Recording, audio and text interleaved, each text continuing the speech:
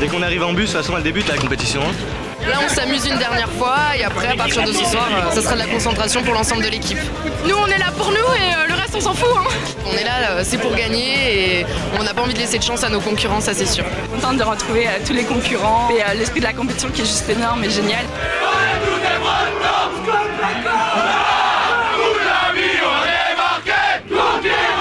On se charrie avec les hymnes, mais ça reste bon enfant.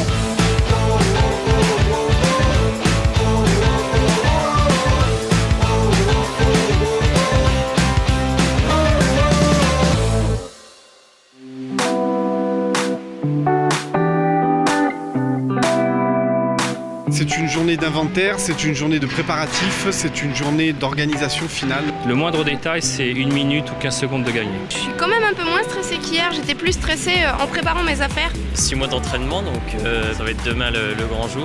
Il y a toujours une ambiance bon enfant, mais on sent quand même, on commence à sentir l'esprit de compétition qui se fait ressentir. Ça va, ça y est, on rentre dans la compétition pour de vrai, on peut enfin toucher notre matériel et découvrir ce qu'on a enfin.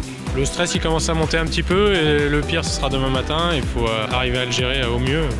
J'ai 10 heures pour la veste, 8 heures pour la robe et 2 heures pour le moulage. Faut rien oublier quoi, rien n'est laissé au hasard. Et après il faudra voir parce que c'est pas pareil à l'atelier que dans ces conditions-là.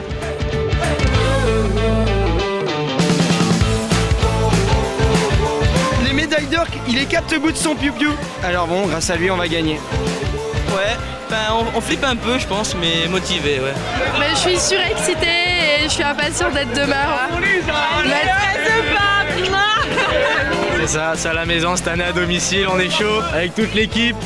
On est là, Nouvelle-Aquitaine.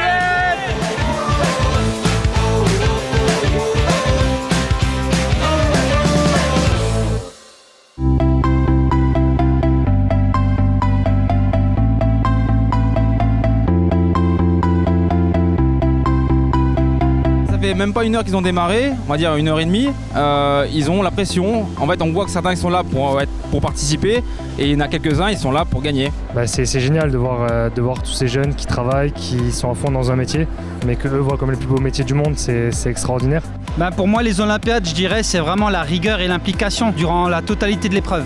La meilleure des cartes de visite pour les perspectives à venir. Le dépassement de soi et l'excellence du travail. C'est clairement ce qui a changé ma vie, c'est ce qui m'a apporté des valeurs que j'imaginais pas quand j'étais jeune.